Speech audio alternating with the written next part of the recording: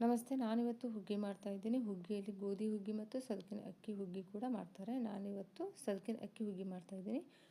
ಮೊದಲಿಗೆ ಇಲ್ಲಿ ಸದಕಿನ ಅಕ್ಕಿನ ತೊಳೆದು ಪಾಲಿಷ್ ಮಾಡಿಸ್ತಾರೆ. ಅಂದರೆ ಸಿಪ್ಪೆ ಮೇಲಿಂದೆಲ್ಲ ಸಿಪ್ಪೆ ತೆಗೆಸಿ ಈ ರೀತಿ ಮಾಡ್ತಾರೆ. ಇದನ್ನು ನಾನು ಚೆನ್ನಾಗಿ ತೊಳೆದು ನೆನೆ ಇಟ್ಕೊಂಡಿದ್ದೀನಿ.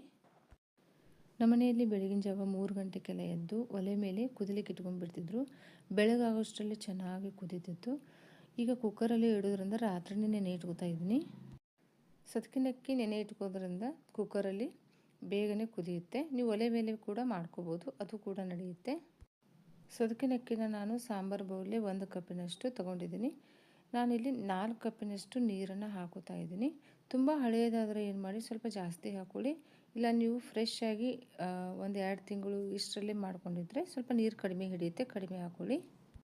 ಸದಕಿನ ಅಕ್ಕಿ ಬೇಗ ಮೆತ್ತಗಾಗಲಿ ಅಂತ ಹೇಳಿ 1 ಟೀ ಸ್ಪೂನ್ದಷ್ಟು ಎಣ್ಣೆನ ಹಾಕ್ತಾಯಿದ್ದೀನಿ. ನಾನಿಲ್ಲಿ 6 ಸಿಟಿ ಮಾಡಿಸ್ತಾಯಿದ್ದೀನಿ. ಇದು 1 ವರ್ಷದ ಹಳೆಯದು ಸದಕಿನ ಅಕ್ಕಿ, ಹೀಗಾಗಿ ನಾನಿಲ್ಲಿ ಸ್ವಲ್ಪ ಜಾಸ್ತಿನೇ ಕುದಿಸ್ಕೋಬೇಕಾಗುತ್ತೆ. ನೀವು ನಾರ್ಮಲಾಗಿ 4 ಸಿಟಿ ಮಾಡ್ಕೊಂಡ್ರೆ ಚೆನ್ನಾಗಿ ಕುದಿಯುತ್ತೆ.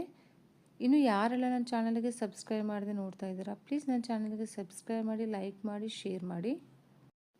ಇದು ಈಗ 6 ಸಿಟಿ ಆಗಿದೆ. ನಾನು ಸ್ಟವ್ ಬಂದ್ ಮಾಡ್ಕೊಂಡ್ಬಿಡ್ತೀನಿ.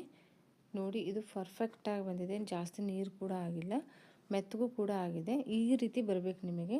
ಇದು ಬೆಲ್ಲ ಹಾಕಿದ ತಕ್ಷಣ ಮತ್ತೆ ಸ್ವಲ್ಪ ಮೆತ್ತಗನೇ ಆಗುತ್ತೆ. ಹೀಗಾಗಿ ಈ ರೀತಿ ಮೆತ್ತಗೆ ಬರಬೇಕು. ನೀವು ತಿನ್ನುವಾಗ ಅದು ಕಾಳು ರೀತಿ ಬರಬಾರ್ದು ಬಾಯಲ್ಲಿ. ಆ ರೀತಿ ನೀವು ಇದನ್ನು ಮುಗಿಸ್ಕೋಬೇಕಾಗುತ್ತೆ. ನಾನಿಲ್ಲಿ ಕಡಗೋಲಿಂದ ಮುಗಿಸ್ತಾ ಇದ್ದೀನಿ. ನೀವು ಬೇಕಿದ್ರೆ ಬ್ಲೆಂಡರ್ ಇದ್ದರೆ ಬ್ಲೆಂಡರಲ್ಲಿ ಕೂಡ ಮುಗಿಸ್ಕೋಬೋದು. ಕಡಗೋಲಿಂದ ಸ್ವಲ್ಪ ರುಚಿ ಜಾಸ್ತಿ ಕೊಡುತ್ತೆ. ಆದಷ್ಟು ಕಡಗೋಲಿಂದನೇ ಈ ರೀತಿ ಮುಗಿಸ್ಕೊಂಬಿಡಿ. ನೀವು ಇದನ್ನು ಯಾವ ರೀತಿ ಮುಗಿಸ್ಕೋಬೇಕಂದ್ರೆ ಬೆಣ್ಣೆ ರೀತಿ ಆಗಬೇಕು. ಕಾಳೆಲ್ಲ ಮೆತ್ತಗೆ ಆಗಬೇಕು ನೋಡಿ, ಆ ರೀತಿ ಮುಗಿಸ್ಕೊಂಬಿಡಿ. ಆದಷ್ಟು ನೀವು ಬಿಸಿ ಇದ್ದಾಗನೇ ಮುಗಿಸ್ಕೊಳ್ಳಿ. ಯಾಕಂದರೆ ಬಿಸಿ ಇದ್ದಾಗ ಬೇಗನೆ ಮೆತ್ತಗಾಗುತ್ತೆ. ತಣ್ಣಗಾದ್ಮೇಲೆ ಸ್ವಲ್ಪ ನಿಮಗೆ ಕಷ್ಟ ಆಗುತ್ತೆ. ಹೀಗಾಗಿ ಬಿಸಿ ಬಿಸಿ ಇದ್ದಾಗನೇ ಮುಗಿಸ್ಕೋಬೇಕು. ನೋಡಿ, ಇಷ್ಟಾದರೆ ಸಾಕು. ನಾನೀಗ ಬೆಲ್ಲ ಹಾಕೋತೀನಿ. 1 ಕಪ್ಪಿಗೆ ನಾನು 1 ಅರ್ಧದಷ್ಟು ಬೆಲ್ಲನ ಹಾಕ್ತಾಯಿದ್ದೀನಿ. ನೋಡ್ಕೊಂಡು ಹಾಕ್ಕೊಳ್ಳಿ.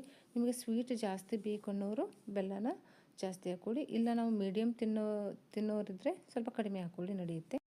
ನಮ್ಮ ಮನೆಯಲ್ಲಿ ಹುಗ್ಗಿಗೆ ಸ್ವಲ್ಪ ಹಾಲೆಲ್ಲ ಹಾಕ್ಕೊಂಡು ತಿಂತೀವಿ. ಹೀಗಾಗಿ ಸ್ವಲ್ಪ ಸ್ವೀಟ್ ಜಾಸ್ತಿನೇ ಹಾಕಿರ್ತೀನಿ. ಸ್ವಲ್ಪ ನೀವು ನೋಡ್ಕೊಂಡು ಹಾಕ್ಕೊಳ್ಳಿ. ನೀವು ಹಾಲು ಹಾಕ್ಕೊಂಡು ತಿನ್ನೋರಿದ್ದರೆ ಸ್ವಲ್ಪ ಸ್ವೀಟ್ ಜಾಸ್ತಿ ಹಾಕ್ಕೊಳ್ಳಿ. ಇಲ್ಲಾಂದರೆ ಹಾಲು ಹಾಕಿದ ಮೇಲೆ ಏನಾಗುತ್ತೆ, ಸಪ್ಪೆ ಆಗುತ್ತೆ. ಚೆನ್ನಾಗಿ ಮುಗಿಸ್ಕೊಂಡ ಮೇಲೆ ಇದನ್ನು ಒಲೆ ಮೇಲೆ ಇಟ್ಟು 1 ಕುದಿ ಕುದಿಸ್ಕೋಬೇಕಾಗುತ್ತೆ. ಚೆನ್ನಾಗಿ ಮುಗಿಸ್ಕೊಂಡ ಮೇಲೆ ಒಲೆ ಮೇಲೆ ಇಟ್ಟು 1 ಕುದಿ ಕುದಿಸ್ಕೋಬೇಕು. ಬೆಲ್ಲ ಮತ್ತು ಕುದಿಸಿಕೊಂಡಿರುವಂಥ ಸದಕಿನ ಅಕ್ಕಿ ಏನಾಗುತ್ತೆ, ಚೆನ್ನಾಗಿ ಮಿಕ್ಸ್ ಆಗುತ್ತೆ. ಮಸಾಲೆಗೆ ನಾನಿಲ್ಲಿ ಗಸಗಸೆನ ಹುರಿದು ಹಾಕಿದ್ದೀನಿ. ನೀವು ಬೇಕಿದ್ರೆ ಒಣ ಕೊಬ್ಬರಿ, ಒಣ ಶುಂಠಿ, ಗೋಡಂಬಿನ ಹಾಕೋಬೋದು. ನಮ್ಮ ಮನೆಯಲ್ಲಿ ಒಣ ಶುಂಠಿ, ಒಣ ಕೊಬ್ಬರಿ ಎಲ್ಲ ಇಷ್ಟಪಡೋದಿಲ್ಲ. ಹೀಗಾಗಿ ನಾನು ಇದನ್ನೆಲ್ಲ ಸ್ಕಿಪ್ ಮಾಡ್ತಾಯಿದ್ದೀನಿ. ಹಾಕೊಂಡ್ರೆ ಅಂತೂ ತುಂಬಾ ಚೆನ್ನಾಗಿರುತ್ತೆ. ಒಂದ್ಸರಿ ನೀವು ಈ ರೀತಿ ಮಾಡಿ ನೋಡಿ. ಇಷ್ಟು ಮಾಡ್ಕೊಂಡ್ರೆ ಸದಕಿನ ಅಕ್ಕಿ ಹುಗ್ಗಿ ರೆಡಿನೇ ಆಗಿಬಿಡುತ್ತೆ. ಇದನ್ನು ನೀವು ಹಾಲು, ತುಪ್ಪ, ಪಾಪಡ್ ಜೊತೆ ತಿನ್ಬೋದು. ತುಂಬಾ ಚೆನ್ನಾಗಿರುತ್ತೆ. ಇದೇ ಸದಕಿನ ಅಕ್ಕಿಯಿಂದ ಹಾಲುಗ್ಗಿ ಕೂಡ ಮಾಡ್ತಾರೆ. ಅದನ್ನು ಕೂಡ ನಾನು ಮಾಡಿ ತೋರಿಸ್ತೀನಿ. ನೋಡಿ, ಈಗ ಸದಕಿನ ಅಕ್ಕಿಯಿಂದ ಮಾಡಿರುವಂಥ ಹುಗ್ಗಿ ರೆಡಿಯಾಗಿದೆ. ತುಂಬಾ ಚೆನ್ನಾಗಿರುತ್ತೆ. ಟ್ರೈ ಮಾಡಿ ನೋಡಿ.